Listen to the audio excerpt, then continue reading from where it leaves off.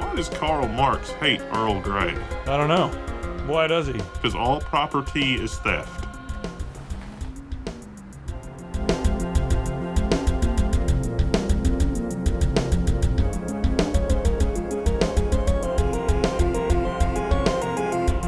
That was awful. Well, the show is ruined. I like starting off with the show in this state, just in shambles, because then it's almost like a Lego set that you've just shattered on the ground.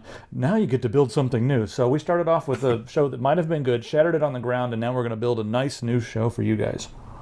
It's a psychological trick. See, if we start off with a terrible joke, you won't be disappointed by the show. Correct. Guys, I want to remind everyone that the Rant 30 shirts are only for this month. We're halfway through the month. So after this month, they are gone forever. It's the shirt of the month.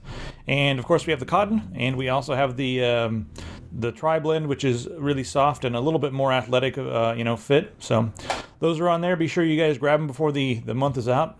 You know, maybe everybody will know who you are when you're walking around in wherever you walk around. The nerd pub.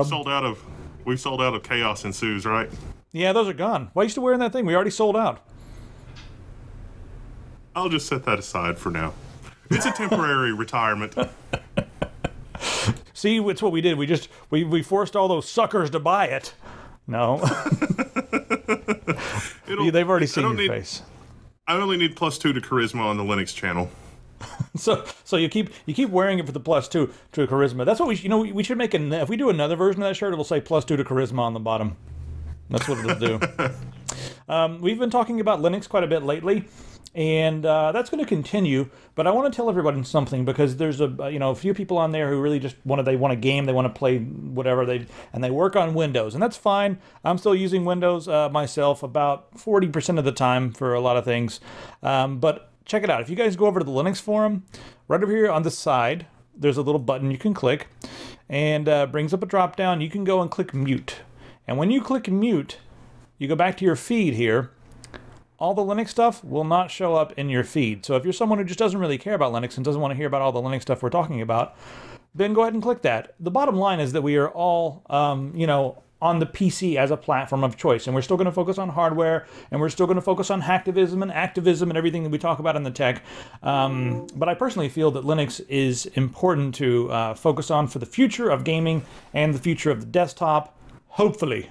So it's also a good way to learn, get jobs, and as a lot of you guys get older and it becomes time for you to get a job, it would be really helpful for you to know a bit of Linux. So, I mean, enterprise-grade jobs are out there in the open source world. People will hire you just to come in and help update current open source things, or make open source do things, for different companies. Like banks may say, like, hey, there's a nice piece of open source software. Can you come and add a bunch of plugins and we'll give you thousands of dollars?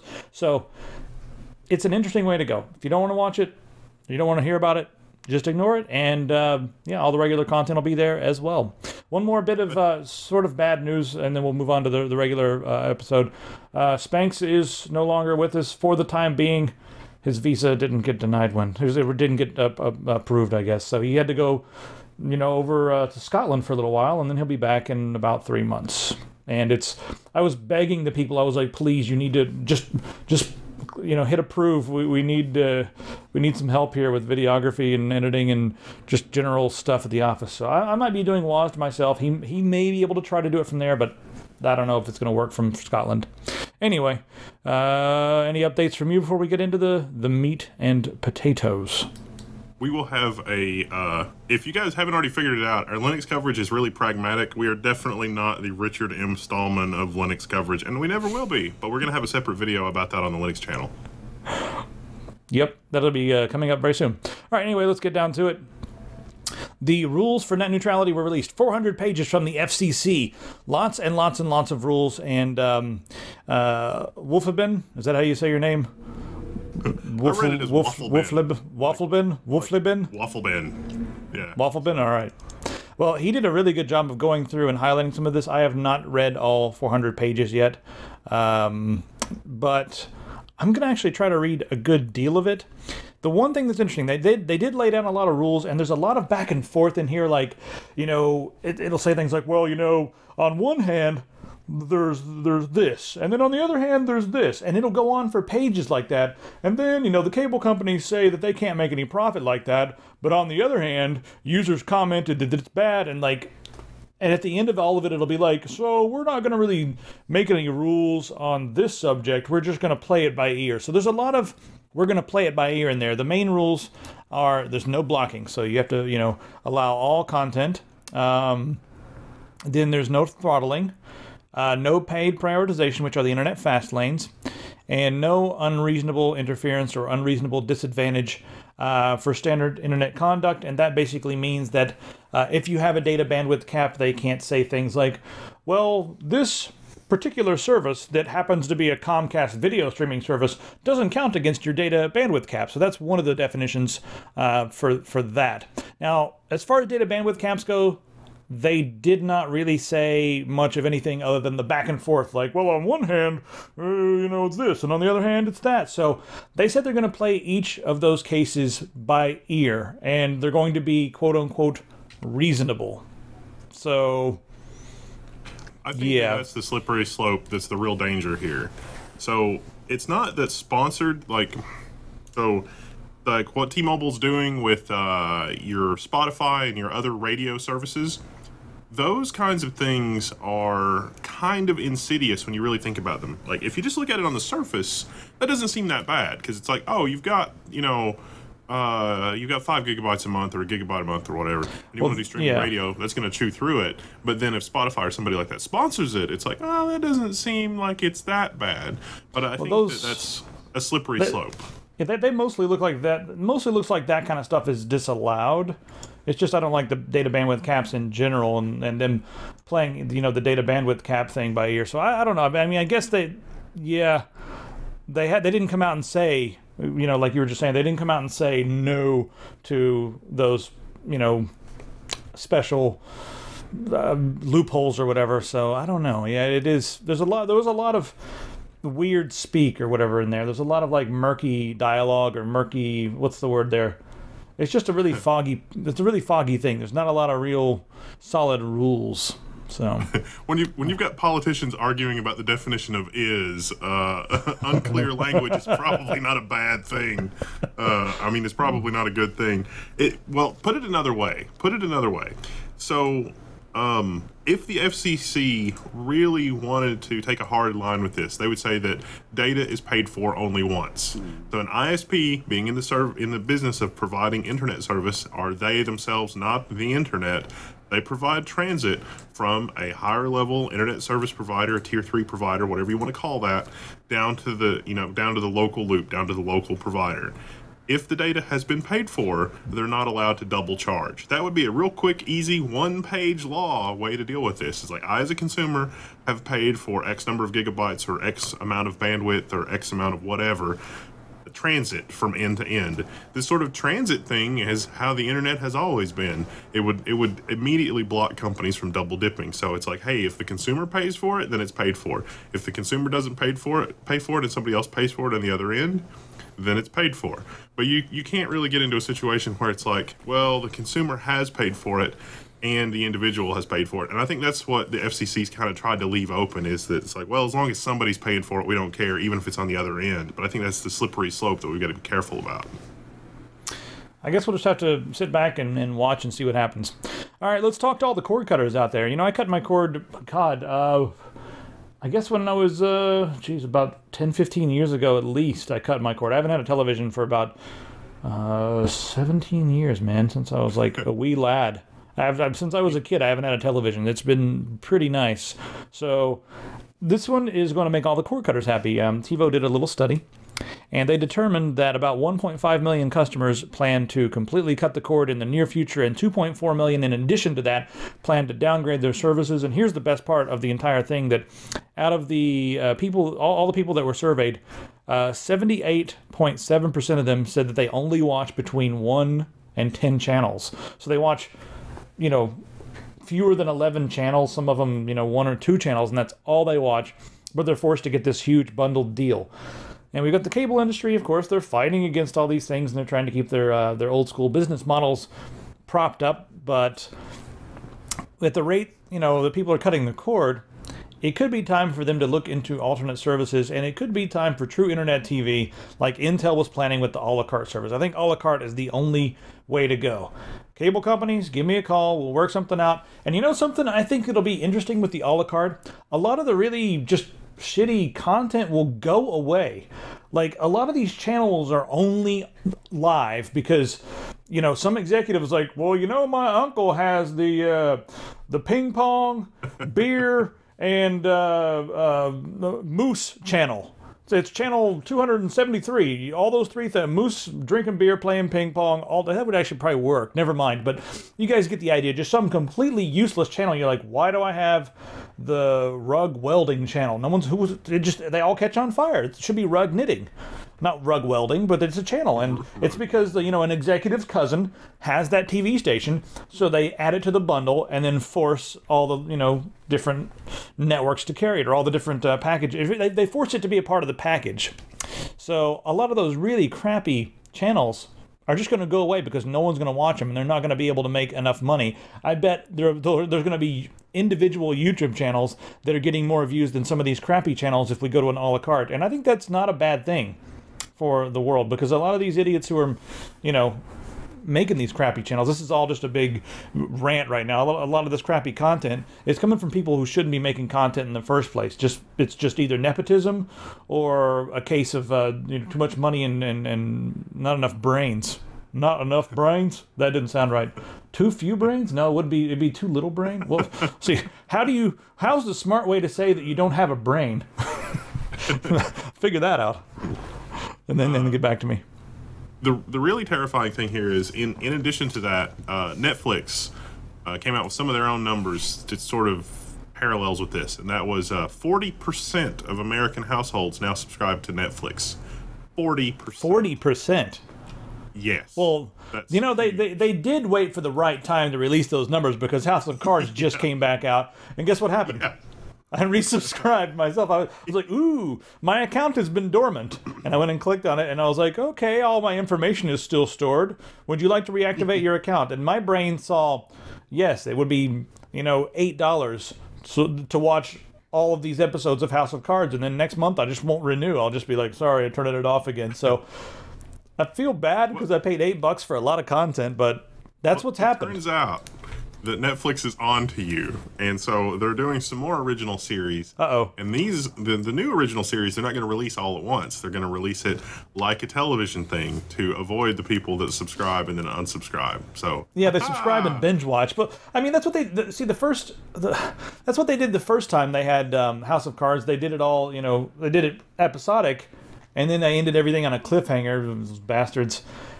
But then the next time they just released it all at one time, and everyone binge watched it. And they just did the same thing with the latest season, unless I'm stupid.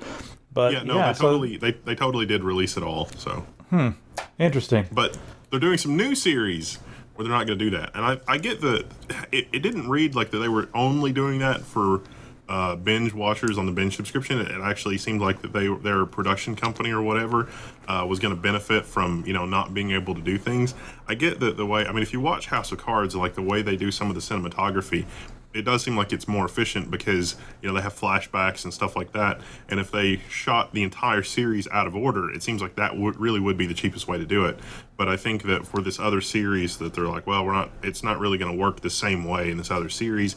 And we got the side benefit of subscribers like you that do the binge watching thing. We can sort of nip that in the bud. So yeah, that's what they're doing. See, I'm one of those who I do like to watch everything in one chunk. With a lot of the basketball that's going on right now, I'm waiting till the games are over, and then I'm watching the replays and fast forwarding through the commercials and stuff. You can watch them actually on a lot of them on YouTube, but I'll probably just wait until a lot of that stuff is done and then go back and just watch it all in one sitting if I actually have time. I have time for like 1 or 2 shows per year, so it's like House of Cards and then maybe Boardwalk Empire or something else. I don't know. Everyone's gonna be like, what about Game of Thrones, bro? Books are pretty damn good. The show's pretty good too, but yeah, the books were where it's at. The show's going to get ahead of the books, man. It's like the show's going to... I'm so sad about that. If you guys are really serious about George R.R. Martin not having a massive coronary before he finishes Game of Thrones, we need a Kickstarter to hire a personal life coach for George R.R. Martin. Get him outdoors, get him walking around, get him into some kind of a routine, because HBO is going through the books really fast, and I don't know if George R.R. Martin's going to make it to the end of the series. I don't know. It's not Well, good. I mean, what he said, I reading this week, they're going to go for like 7 series or 7 seasons, and the show is going to get ahead of the books. They've already decided that that's what's going to happen, and that made me cry a few tears, because now I'm not going to want to watch the show because the books are so good. That happened with Dexter, about the serial killer, and the first couple seasons of that was amazing, and then it just really got off the rails. And the season with John Lithgow was kind of okay, and then after that, it was just like, what is going on? I don't know what this show is anymore, and it was bad. I couldn't watch the show. I had traumatic Miami flashbacks after the second episode. I was like, all these bright colors and strange looking buildings. I can't handle it anymore. You should watch Burn Notice then. They constantly blow up Miami every week. It's kind of really fun. Yeah. Huh.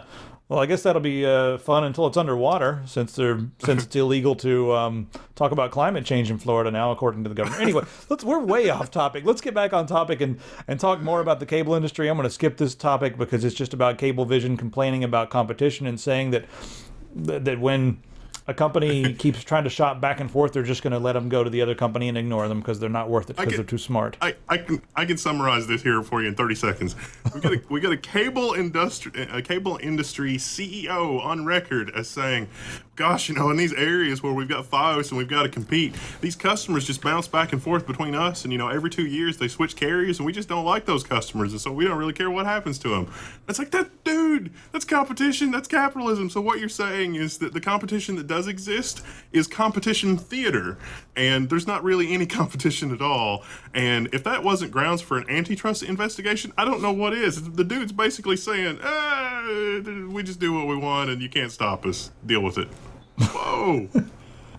Next up on the menu, this is another quick mention. Siri and Microsoft Cortana, they of course they listen all the time. They listen to what you're saying. Well, there are people that sit down and actually physically listen to it. I mean, humanly, physically, yeah. So just so you know, people actually sit down and listen to that stuff. Apparently, everything is anonymous, and they just sit down and they listen to several, I guess, randomized things where you're just talking to your phone and saying really stupid things. They don't know who you are, but all they're really doing is listening to what you say and looking at what the translation is and making sure it matches up. You guys all knew that was happening, right? I don't know if that's a huge invasion of privacy or not, but the potential is there for abuse, of course. Reading this article, and not to completely, this episode is just totally derailed. It's just bad. But there was some episode of one of the offshoots of Star Trek where they were exploring what life is like in the Q continuum, and that is how I imagine it in the Siri headquarters. And this is a thought that I had when Siri first came out, because when Siri first came out and it was sort of magical, people were asking Siri all sorts of really obscure questions, and some of those go through Wolfram Alpha and what. Some of them are probably really lewd. Oh yeah. I wasn't even thinking about that, but yeah, no, exactly. And some of the these really obscure questions, and the first few people to ask those questions don't really get a meaningful answer back. But Siri probably had a system that was like, when I don't have an answer for this, send it into a big list of questions. And so common questions like, will you marry me? And do you know what it means? It's like, why were you built to feel love? Or I don't know, something else obscure like that.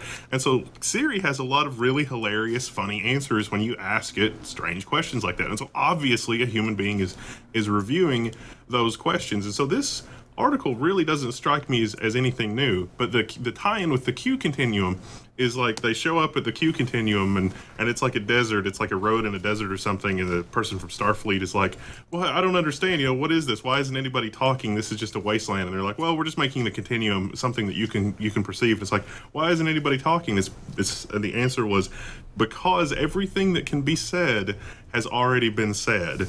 And so that's kind of like Siri. It's like every possible question that you could probably ask it. Someone has already asked it, and it has answered, and so it's just a question of improving the answers. And so every clever and original thought that you've had, that you've poured into Siri, somebody else has already asked. And so it's not really artificial intelligence, it's just a gigantically huge database of every possible question that could possibly be asked is already in there somewhere. The ones that aren't are being reviewed by human beings in order to answer it, because we're faster at doing that than we are with artificial intelligence. I don't think I really have a problem with a human being going over that sort of thing to improve it, but like I said, the potential for abuse and knowing that they do retain some of the records of your voice. Artificial intelligence is just not there yet, and voice recognition is just not quite there yet. It'll be there one day where the human element will not be needed. Anyway, we've got a couple of very interesting lawsuits here to check out. The ACLU. What's the best place to hide a dead body? It's like, oh, there's a storage facility 1.2 miles from you. Clearly, those operators have a sense of humor. I'm sorry. Go on. We asked her that way out in the middle of nowhere, like we were in Vegas, and she told us a spot in the middle of the desert. So clearly, those guys have a sense of humor that are reviewing this. So, yeah, and then also we got then the police showed up. Anyway, they were waiting. They were waiting for us when we got there. I was so upset. The Siri told us where to go to bury the dead body. Yeah. What anyway, happens in Vegas stays in Vegas, except when Siri's involved. That's pretty much true of any iCloud product. Yeah, sometimes she can be too serious. All right, let's move right along then, because that was. I'm going to jump off a bridge again. I did last week after that show because it was bad too. The ACLU is suing Sacramento County Sheriff's Department over the Stingray thing. So, way to go, ACLU. The Stingray thing, these little suitcase-sized devices that trick cell phones in the area into thinking that that's the tower, and then the data is transmitted there, and they're able to compromise pretty much everything in the phone. Pretty nasty stuff. We need to get ourselves a few of those briefcases just to disrupt the system. We'll probably get in big trouble if we do that. I never said that. Oh, damn it. I don't want to edit anything in this video. It's staying in. Technically, these things are not allowed by the FCC. The FCC does not allow these types of devices to do this. And the magic of a Stingray is that it's basically a cell phone tower that claims to be unencrypted and claims to be the best signal for your phone. So it basically tricks your phone. Is that the deal train? Yeah, the train is really loud. It's weird. Usually, and there's a guy just laying on the horn. The deal train. Oh yeah, we have game deals, don't we? I almost forgot. It's been such a long time since we looked at game deals. Oh my word. GTA 5 was delayed again, so of course there's all kinds of specials. All right.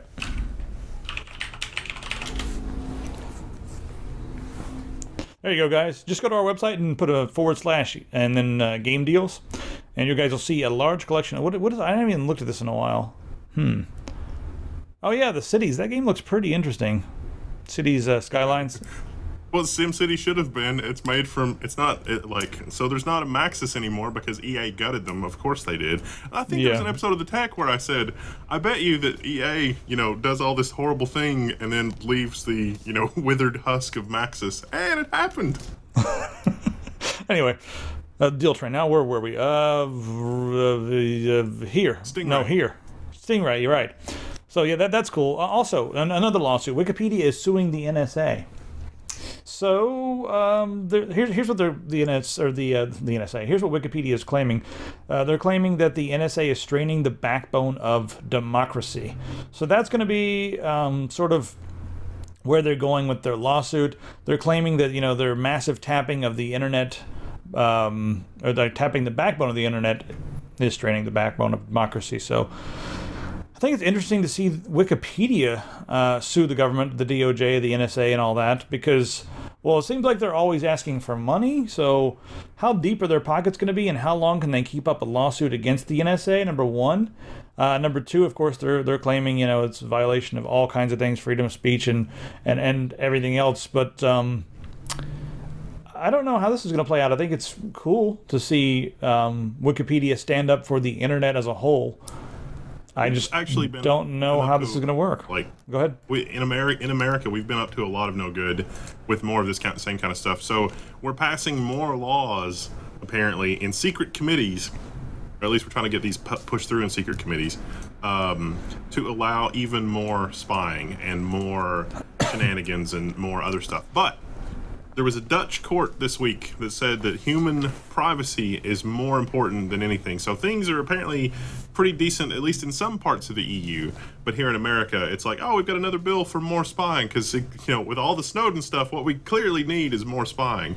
And lawmakers are like, yeah, sounds good. Then we get the whole iPhone thing. The CIA is like, yeah, we're totally going to hack the iPhone and have complete control of all 10 years and stuff. What's funny, what's the funny thing to me about this article is like, the British intelligence, right, GCHQ and the CIA, they've both been trying to crack the iPhone for 10 years. They haven't been able to fully do it. And then in China's like, you must give us all encryption keys and turn over source code. And Apple's like, okay, yes, whatever you like. Here you go. Sorry to bother. Really? Like, all you get to do is ask nicely.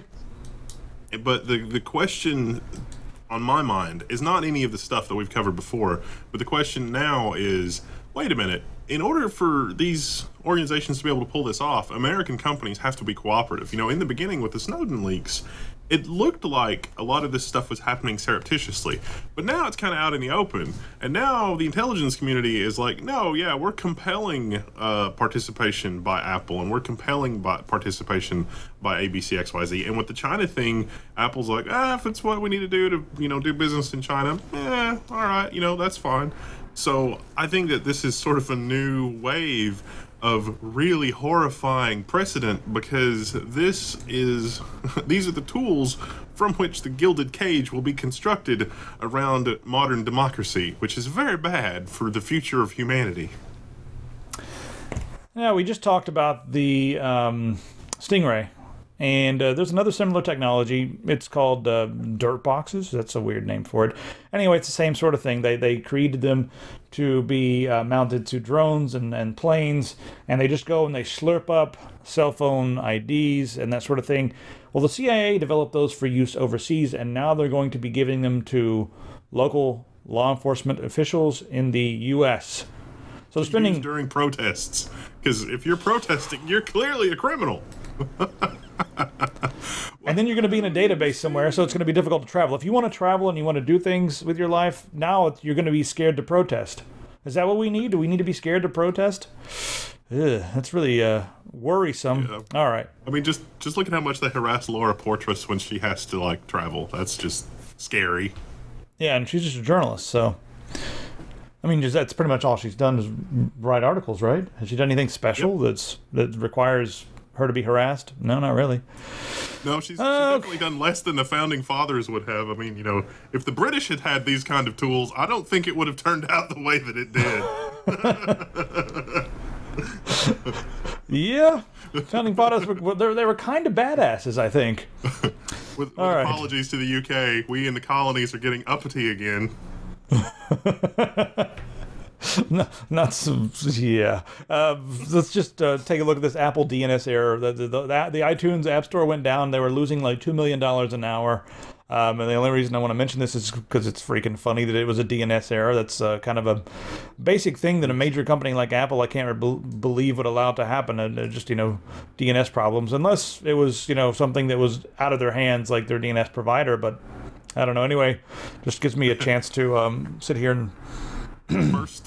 First axiom of Apple from Tech Syndicate, and that is Google is getting better at being Apple faster than Apple is getting better at being Google. And this is just another data point on that line. Yep. We got some copyright stuff to talk about here. So... a few years ago, I guess it was in 2011, there was a company called Rights Corp and the RIA and several other agencies out in wherever the hell these agencies are, but these agencies that try to protect the rights of the big companies who make all the music and everything like that. Well, they started using this thing called Rights Corp because they still were doing the thing where they would sue someone and then they would charge them like $300,000 per song, and that was bad. I guess they were like, oh no. Wasn't this the company that got the $600,000 verdict against Jamie Thomas? I don't know if this was the exact company or not, because this company does something a little different. What they do is they work together with ISPs, and they get information for people who are downloading torrents. And then they directly contact these people and say, listen, we're big and we're scary and we're going to kill you. If you do not cooperate with us, you're dead. But here's what you can do. We see you downloaded these 3 albums, Beyonce and Michael Jackson and some other Something pop else stuff. equally retarded. Yeah, something else like that's like they actually care about, because they don't care about indie artists at all. No, screw those guys. Anyway, so some big name artist, and they're like, if you guys give us $20 per song, we will leave you alone, we won't sue you, and everything will go away. So they were doing that, but they've lost 4.3. No, what was it? How much they lose? They lost 3.4 million in 2014. But they're still going, and the RIA and stuff is still saying, yeah, this is good. We should keep doing this. They lost 4.3 million. At the same time, they're forcing people to pay tons and tons of money for songs. I mean, it's over the value of the song, but still. The other thing I want to point out is the hypocrisy here, because when they went to court, they took all these people to court and ruined their lives by getting $600,000 verdicts against them and that sort of thing for songs. Well, right here, the same companies are getting together and they're declaring the value of the infringement $20 per song. So that's a huge difference. And it's the same companies. Well, it's the mechanism of the American legal system. It's like, it's $150,000 per copyright violation potentially if we spend years and years going through the court. But wouldn't it just be easier to pay $20? I mean, honestly, this kind of thing. I mean, even if it's coercion, blackmail, and all kinds of other. Not blackmail, it's just coercion. And this kind of thing is likely to fly below the radar. Honestly, if the rights holder companies had started with this strategy, instead of just suing the pants off of anybody that they could get an IP address of, this probably would have worked, because a judge or whoever would look at this and be like, that's not terribly onerous. But otherwise, when they were looking at it, they were like, well, an IP address doesn't necessarily tie to a person, although these companies really campaigned to try to make it so that an IP address would tie to a person.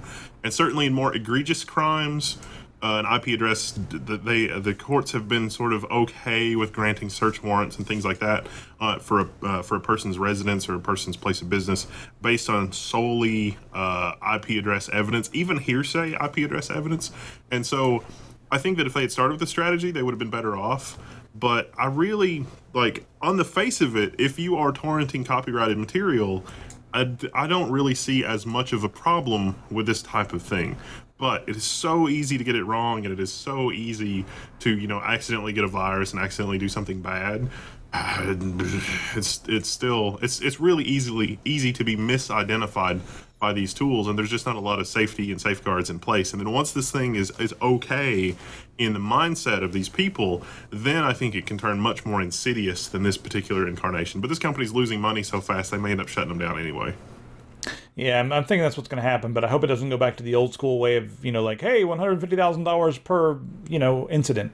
Anyway, let's move on and talk about some hardware. I think it's time to lighten up a little bit. Wait, first I'm going to yell at Lenovo one more time. So you remember the whole Lenovo Superfish malware that was installed? I think it was installed in the boot sector or whatever. Well, it's they said they removed it, right?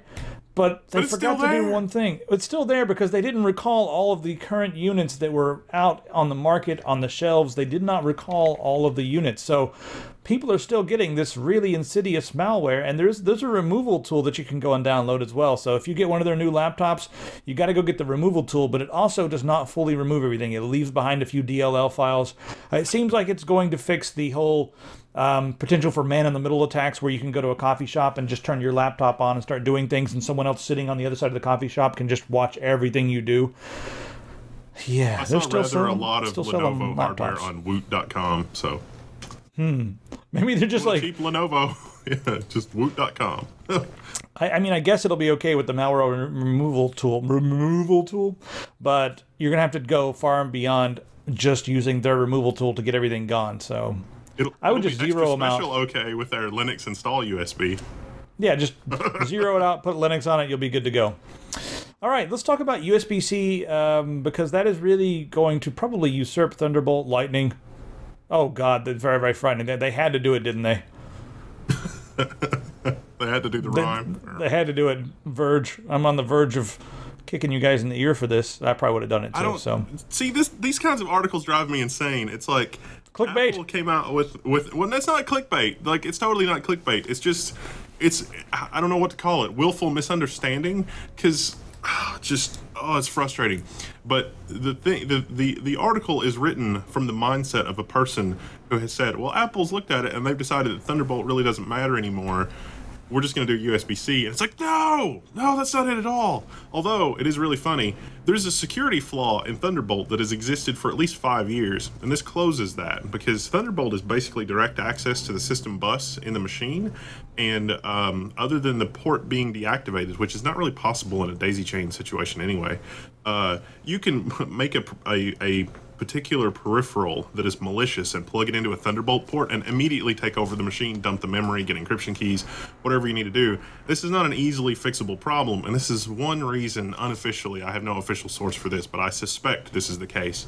This is why we haven't really seen Thunderbolt ports show up automatically on a lot of desktop hardware, because there would be companies that would, like large companies, like Fortune 500 companies, that would be absolutely freaking out with this type of vulnerability, because they lost their minds when this happened with FireWire, and this problem still exists with FireWire too, which is a lot of fun. That said, USB-C does not have these problems, and so finally we have an Apple computer that is not vulnerable, that we know of, to plugging in a malicious piece of hardware and immediately rooting the machine. That said, these ports, 5 to 10 gigabit, Thunderbolt's 20 gigabit. Thunderbolt's a direct bus interface. This is not necessarily a direct bus interface. You still have some overhead in dealing with the protocol. It's not as good as a direct bus interface. This would not be appropriate for like an external docking station solution or anything like that. It just doesn't have the bandwidth for it. Well, I mean, it's a compromise, because you can deliver a lot of power through the USB Type C port. So they're just going to have a laptop with this one port. You plug it in, and that's pretty much all you need.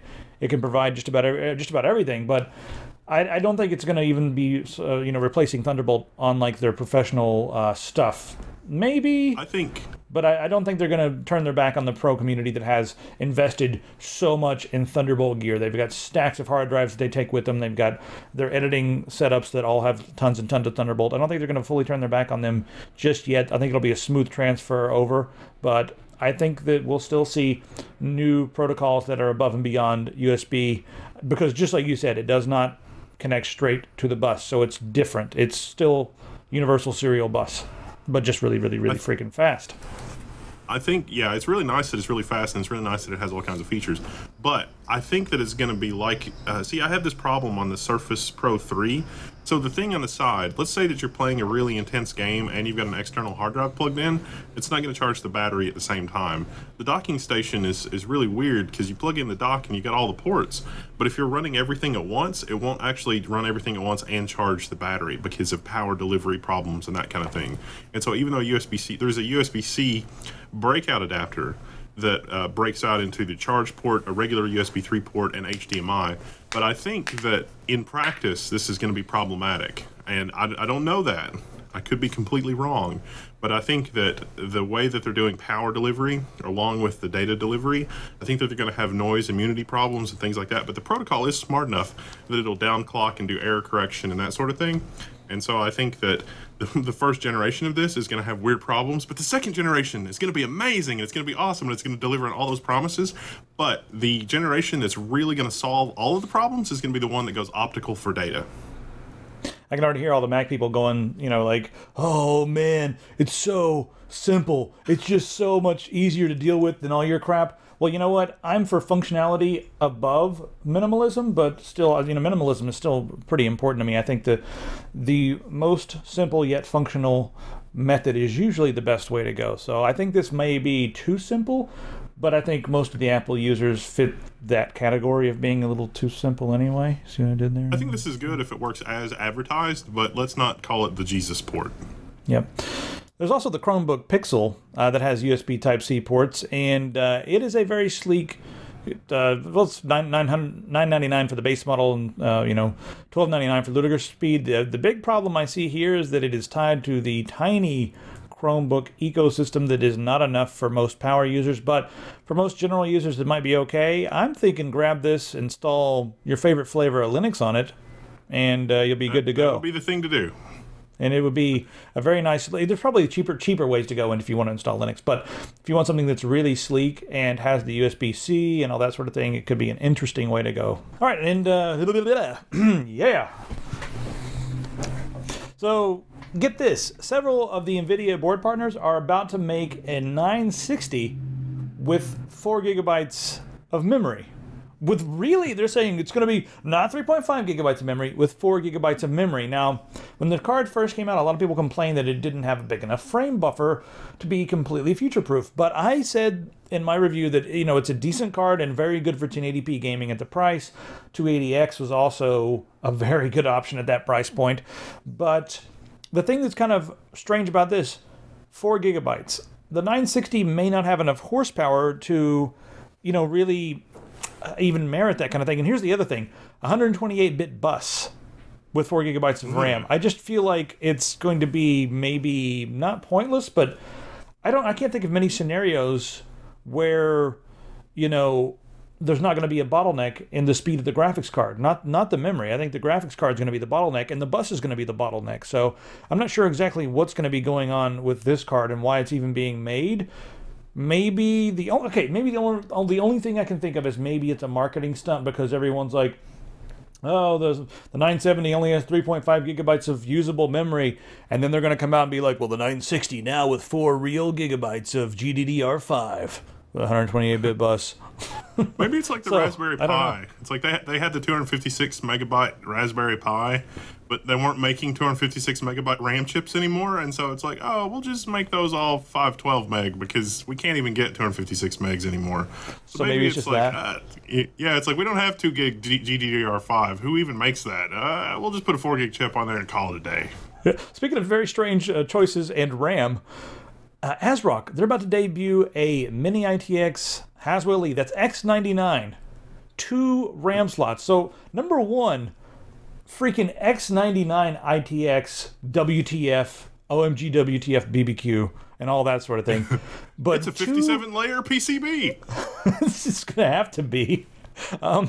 It's got dual Intel NICs. That's nice. But 2 RAM slots. Okay, X99 quad channel. Quad channel, perfect. 2 RAM slots. How I guess no. I mean, it'll still probably be nice and fast. It's nice. On every single build video we do, people are like, "We need this in X99. We need this in X99." It's like, you've got 4 DDR4 RAM slots. Do you realize that the most of the pins on the processor are direct connections to the RAM? And I mean, how is this even going to work? How are we going to put 4 RAM slots on ITX? I don't even understand. I wonder why they didn't go with notebook RAM. That would be a question that maybe we'll ask. This board looks amazing if you want ITX. If you want an ITX X99 platform, but one of the draws of X99 is gobs of PCI Express lanes, which you're not going to get in an ITX form factor, and quad channel memory, which you're not going to get in an ITX form factor. You might be able to do it with notebook RAM, DDR4, but desktop RAM, I don't even understand. There's a parallel to that, not to change the subject, but the Xeon D, which came out, those are available on the ITX platform, and Intel apparently, like the Avaton board that we reviewed, those the 8-core Atom ITX. Apparently, those are really, really popular in the business sector and in the server sector, and so ITX server board sales for appliances has done really well, like exceedingly well. And so the Xeon D platform has an extended ITX, which is an ITX motherboard in width, but it's actually got a couple extra slots. And so it's like micro ATX, but not as wide. And something like that here might have been a good choice to give more RAM slots or something, or foregoing the standard ATX power connector, which is what the Xeon D platform is also doing, because there's just not enough room for that connector. You don't really need it. You can do a massive 12-volt input, and then you can use voltage pumps for all the other exotic voltages that you need. OEMs have already been doing that with Haswell. There are OEMs like Dell and HP that make Haswell-based desktop computers that don't use standard ATX power supplies. They literally just use a 12-volt adapter, and so you've got 20 amps of 12 volts going into the motherboard. And for like the minus 5 volts and plus 5 volts and minus 3.3 and plus 3.3, they just use voltage pumps for those 12-volt rails instead of relying on the power supply. And that's a very cost-effective way to deal with that. And you also get a lot more board real estate because that connector is huge in comparison. And so the other weird thing about this ASRock ITX motherboard is that it uses a server class 2011 socket. And so that means that it's actually the narrow spec for heatsink mounting. So there's almost no heatsinks out there on the market that are like enthusiast heat sinks that'll use that mounting pattern. But that mounting pattern is a standard mounting pattern that's been in servers forever, and they include a heat sink with the motherboard because of that. So that's good. Yeah, I mean, a lot of people are looking at this and probably thinking, hey, it'd be nice to go ahead and grab this and then get some water cooling, because a lot of times a water block will fit even in that confined space. Like there's some extra room over in this area here where the tubes and that sort of thing can be placed and routed just near the USB 3, and it looks like the UEFI chip right there. But yeah, I don't know. It'll be, people are going to buy it. People are going to buy it. That's all there is to it. I think we should kind of skip over some of these SSD because we're going to run long. But there's a really interesting SSD and endurance test with a bunch of consumer grade drives. They all died. they all died. But we covered this before. This is just the follow up, and so this is the great SSD endurance test, and the ones that lasted the longest made it through 2.6 petabytes. That's an obscene amount of data. And the triple level cell, you know, we made a prediction that triple level cell, we're not really sure how that was going to stand up in terms of reliability to dual level cells. Well, this test shows there are triple level cells that outlasted the dual level cells, and so maybe it's just a bunch of crap that the triple level cells are not quite as good, but all the drives are dead now. And the really horrifying thing is that all of these drives are basically bricked. And so if you're not paying attention to the smart errors, or you're not paying attention to the utilities that tell you stuff, the drives will die, and you're not going to be able to get your data back because the drive turns into a brick. And worryingly, the Seagate, like if you run this, or Seagate, not Seagate, Samsung. If you run the Samsung utility, according to them, was saying, "Oh, these drives are fine, everything's fine," but they were actually generating other errors. And but the Samsung utility said everything was fine until the drive stopped working, and then they really stopped working. So Intel's seem to have the best failure mode. They go into a read-only mode, but as soon as you reboot, the drive is bricked. And so it's like, what good does that do? If the drive was in read-only before I reboot it, just make the drive read-only all the time. Why don't the drives just go read-only all the time? It's the dumbest thing in the world. And then at least you would have a chance to back everything up. Yeah, I mean, going read-only is a good failure mode. Going read-only until you reboot and then everything's gone, that's not good, because there's only one operating system I can think of that could deal with that, and that's Linux. It's like, if Windows is like, oh, it's gone read-only, I need to back up my stuff, Windows is going to go, ah. I don't know what to do. Just, yeah, then you're going to get a blue screen, and that's all she wrote. All right, one more quick mention for SSDs. Mushkin has a new Eco line out. The Eco 2 is out. Now, this is using an old SandForce controller, the SF2200. Here's the deal with this. The read and write speeds are, up there for 480, 530, 550 for the big guy. The random IOPS are 32, right range between 32,000 and 87,000. But here's the main deal. The price range from $39.99 to $159.99. So you're going to be able to get a 480 gigabyte SSD for $159 using the data controller, but it still looks like they've used some good parts, and the company is based in Texas, and they manufacture things here in the USA.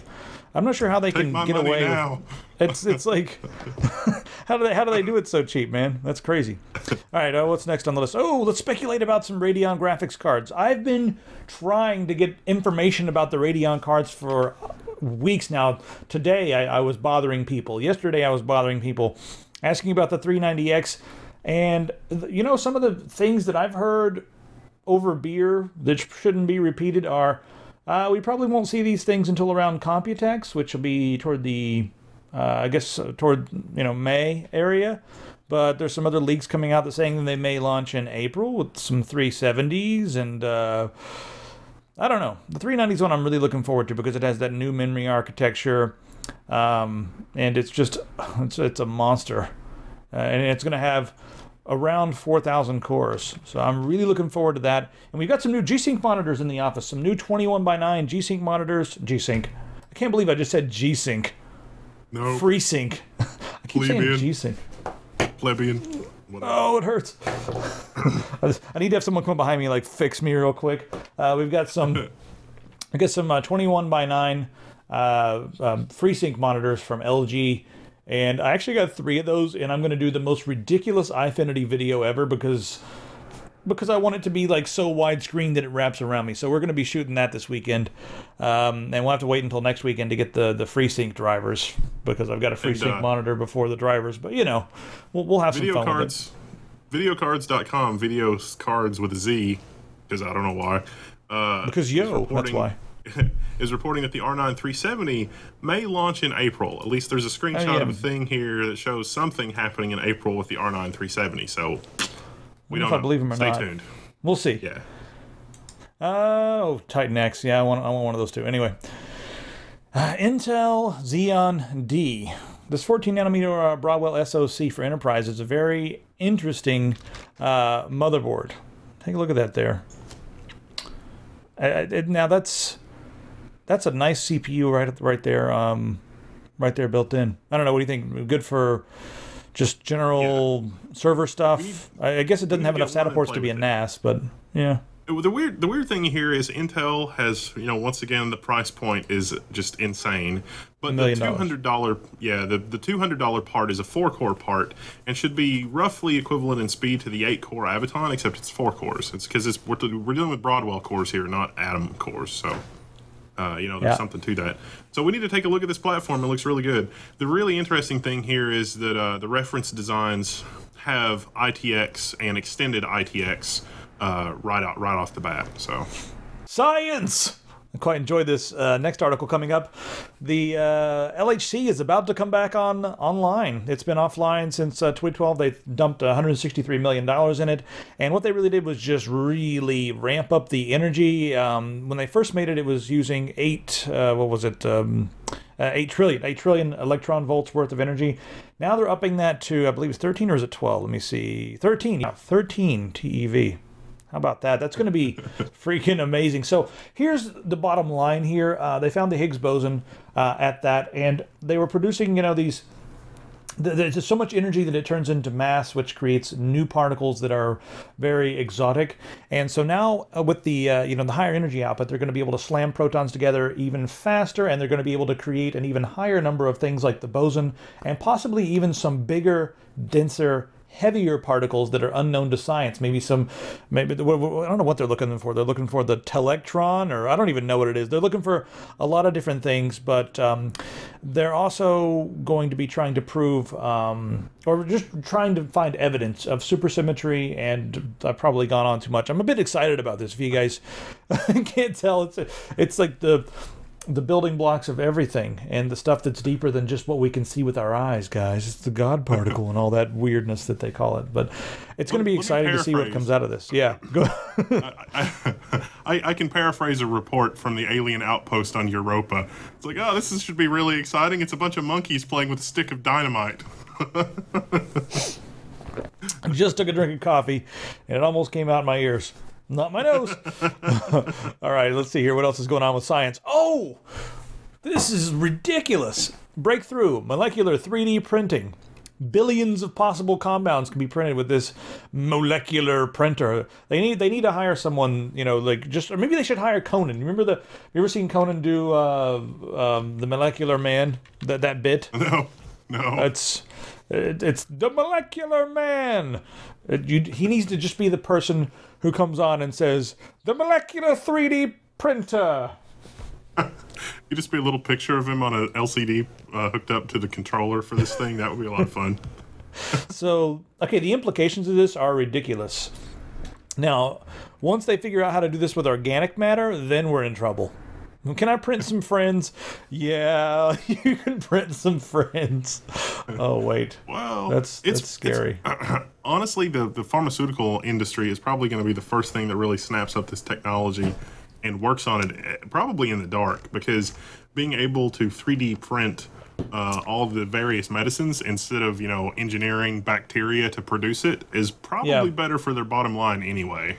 Yeah, I wonder if it'll be better than the traditional synthetic stuff, because normally you've got the natural stuff where you make, you have to extract it from the serpent thistle and the valerian root and all that sort of thing. You extract the different things that you want, the vitamins and minerals and herbs and whatever else, but they do it synthetically by, forcing different things to make it, and they make it in a lab. But I wonder if this will be I guess I wonder if the absorption rate for the medicines and that sort of thing will be better for this. I don't even know.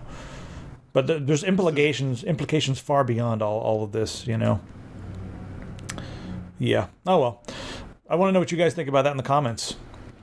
Brain implants.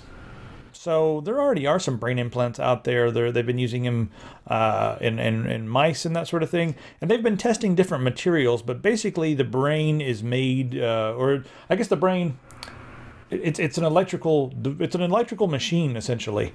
It works by transmitting electric currents around, and they've been playing around with this a lot. They've even been playing with shocking the brain. That's another article we had to talk about here, which is interesting. They could start shocking your brain to, I guess, produce side effects similar to what we have now with medicines, and they've been doing this for years as well. So. Some interesting brain stuff going on. I don't know if I really wanted to delve into this too awful much because it could be its own episode. A lot of these things that we've just talked about could be their own episodes if we wanted to get into them. We're just glossing over. But anything you really want to get into with the brain stuff here? DARPA funding. It's DARPA funding, so... Oh, yeah, that's probably pretty important. Well, they're also working on some insane, artificial intelligence projects. Put the two together. DARPA's funding some crazy artificial intelligence projects. DARPA's mapping brains. DARPA's talking about brain implants. I think DARPA just needs to go ahead and change their name to Seraph and get it over with. I think that the interface is going to happen before, like the brain implant for controlling things. Because I think that, like if you had a new appendage, I think that your brain could adapt to learn to use that. I think our brains are already adapting to, mobile phones and being able to search. And so if you had a brain implant that gave you something like another appendage, you would be able to use it. I experimented with eye tracking technology, like being able to use eye tracking technology to select windows on a desktop machine, like select the active window, move the cursor around, and move the cursor to a specific monitor to make mouse interactions and to make window interactions faster. And it was really easy to get used to that and then be annoyed when you had to use a machine that did not have that. The technology is not perfect, it's not there yet, but I'm honestly surprised something like eye tracking on the desktop has not materialized, because that type of technology should be a stepping stone before this type of technology that's closer to a direct brain interface. Ready to talk about some games? Oh, it's gaming time. Oh my god. It is time to talk about a few games. We haven't had WASD in a while, so I think we'll talk about games for just a minute and then call it a night. I'm going to go and do other things. Okay, maybe I'll go play some games. Yeah, that's a good idea. I've got Hotline Miami and all those other games. All right, so this is just a funny quick article. Minecraft may be banned in Turkey for being too violent because, it's a game that the Turkey feels is geared towards children, even though a lot of, older people play it. But, sometimes when you're playing survival mode, you have to kill zombie-like mobs and skeletons, and you have to kill them. So they're thinking about banning it. Even though, here's what's really weird, even though Grand Theft Auto is not banned in Turkey. So just... That's so strange. Well, I don't understand. There must be... I don't understand either. I don't know. There must be something going on behind the scenes. Like, there must be, like, a mob deal gone wrong with Microsoft. And now they're like, well, you know what? Minecraft's not allowed in Turkey because you didn't pay up or something. I don't know. It just doesn't make any sense to me. But, yeah. All right, let's talk just a minute about the Vulkan API. This is an interesting article. We talked about this last week, so I'm not going to really get into it. But the main thing I want to talk about is that the Intel Linux driver is going to be open sourced. It's going to, I guess the whole CPU bottleneck idea will be mostly removed. I'm just really looking forward to Vulkan because having a nice low-level API that works across different systems will make it so easy for developers to create their games and then bring them to whatever platform, whether it's Linux or Windows or OS X, or even, a system that has an ARM CPU with a regular, GPU, like put an ARM and an ARM with a Titan GPU in there. That would work technically with the Vulkan API. And just that, and then, Intel's working with it. Valve is working with it. It's a good thing. Intel's the dirty little secret, though, because Valve couldn't really do this on AMD or NVIDIA because those companies don't really totally understand what's happening with open source. And so they had to do it on Intel because Intel was basically the only company that would let them completely open source everything. The interesting thing I think here is that this article sort of glosses over the Linux component of this. I mean, sure, the Vulkan stuff is still going to be applicable on Windows and other platforms, but anything that's useful on Linux is immediately useful on OS X as long as you can physically get to the hardware, which is not as much of an issue as it has been in the not too recent history, or the not too distant past. But I like that Steam is sort of glossing over the whole Linux Steam OS thing. Like if you look on their games page, they don't even really mention Linux anymore. It's just sort of Steam OS. They're sort of moving Linux to the background because they think that Linux has sort of a negative connotation as being this land of pedantic neckbeards and RMS wannabes and that sort of thing. This is actually a very pragmatic. This is actually a very pragmatic approach to dealing with the fact that GPUs are very advanced pieces of hardware that need you can't really reverse engineer a great GPU driver. The hardware and the software are designed to work in very close tandem with one another, and so from an engineering perspective, it's very difficult to reverse engineer a proper graphics driver. By doing this on Intel, because Intel has got the weaker hardware of the three companies by quite a significant margin, it's going to elevate the playing field, or elevate the status quo of the quality of the interaction between the hardware and the software. And so NVIDIA and AMD are going to have to step up their game to have better drivers in the open source world. And that's what Steam's real motive is here. It's not really that, Intel graphics is going to become a gaming graphics platform anytime soon. It's certainly good enough, and good enough is, is what powers the universe anymore. Well, it'll be helped out a lot by this API. This API is going to speed it up significantly. This API is going to help the entire Linux platform in ways that we haven't even realized yet. This is a huge win for Linux in general, even though a lot of these articles and the stuff that's covered here just sort of downplays the Linux component of it. Yeah, I don't even see them really mentioning Linux much more than just SteamOS, just exactly like you're saying. And then if you scroll down to the bottom here, you've got a bunch of people arguing about how SteamOS is stupid because I don't care about playing on my television set. And I think a lot of the people commenting down here aren't even realizing that SteamOS means Linux, means Ubuntu, means your favorite flavor, means Steam on Linux. It doesn't just mean the operating system. So yeah, there's a stigma, but we'll do what we can to crack through that and chip away at it. Anyway, let's look back in time a little bit to Descent. There's a new Descent game coming out called Descent Underground. And Descent's a game that I loved. If you guys like FPS games, you should really go back and check out Descent. It's a game that they haven't really done much. I guess this one and then Forsaken. I'm not sure if there's been much since Descent that has allowed you to have the 6 degrees of freedom. So what it means is it's an FPS game. It's not like a simulator or flight sim or anything like that. It controls itself like an FPS game. And so now they're working on a new Descent game. These guys, they're not Interplay, not the original guys.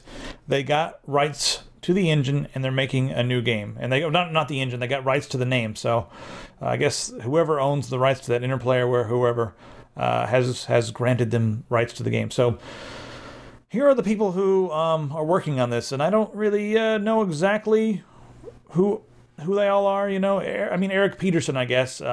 He's a pretty decent person to be working on this, and he's the president and CEO, so that looks interesting. But you remember several months ago we talked about a game from, I guess, a fan-made game that was supposed to be a remake of Descent called Soul Contingency.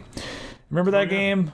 We talked about that a little while back. Well, whoever it was, whoever owned the rights to that, I think it was Interplay, came in and gave them a cease and desist, told them they weren't allowed, they needed to stop making the game. And I was kind of like really shocked. I was like, oh man. But now I'm kind of thinking, I wonder if these guys were already in talks to license the Descent name over here, to this Kickstarter project. So that's probably what happened. And, then we've got them making their own game using the Descent name. I'm wondering if Soul Contingency is going to become its own thing. They said that they were going to, but I'm just hoping that it is, because then it'll be interesting. We'll have Soul Contingency, which started off as a remake of Descent, and now is going to become something else. And then we'll have a new Descent game. So we'll have 2 games that are, 3 degrees of freedom. That could be really cool, coming out soon. That's pretty much it looks like, yeah. Just got some more articles on, there's those tech deals, or those deals on games. If you guys are, you know, happy with the deals that we're giving you guys on games, let us know. I'm curious, you know, what you guys are picking up. I'm actually... How we doing, fellas? I keep thinking about Dragon Age Inquisition because now it's a good price. I watched Spanx play that for a long time. It looked like fun. I just don't feel like installing Origin, you know. Sometimes I'm like, I guess I could do worse things to play a game. A lot of times you just gotta deal with it and use the platform because you want to play a game, but sometimes it's like, no, I must not on principle. I don't know. Sometimes I'm just like, sometimes yeah. I did play this on a friend's computer, and I thought it was 10 minutes, but it was like an hour, and it was like, this is kind of fun. But then it's like EA, and it's like, yeah. It's like the da commercial where they pick up the thing in the car, and then it's like, oh, this is good, and then it's like, wait, what's that smell? And then they put it out. That's bad.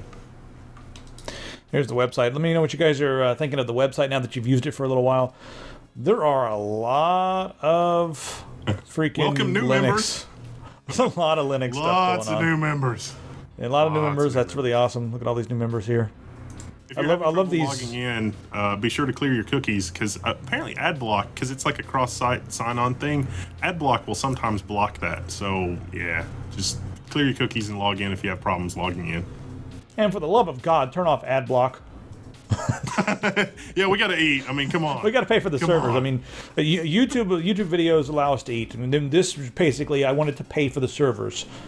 That's all. Anyway, I really like the animated GIF avatars that some people are using. They look really cool with the user cards there in the background. Some of these are. Sometimes I just come on the website and click around on user cards just to see what people have. They're awesome. A general announcement. There's a big text box that says About Me, and then there's some other text boxes that just allow you to enter plain text. The About Me box allows Markdown, and so you can see on some of the profiles, some people have really gone nuts. In the About Me box, you can enter, you know, if you've got like 17 computers, you can enter all 17 computers in the About box. You don't have to use the computer. The computer box is just a real simple, like just simple text box, but you can use full Markdown on your profile, so you can do a lot of fancy stuff. Yeah, and then you can just upload an image to be your user card background, and that'll be there. So, lots of fun things. More in the Dave series. That's pretty funny. All right, guys, that's pretty much the end of the episode. I've got to go edit this thing right now and put it online immediately. So, goodbye. Click on all the links on the screen. Thank you guys for being awesome.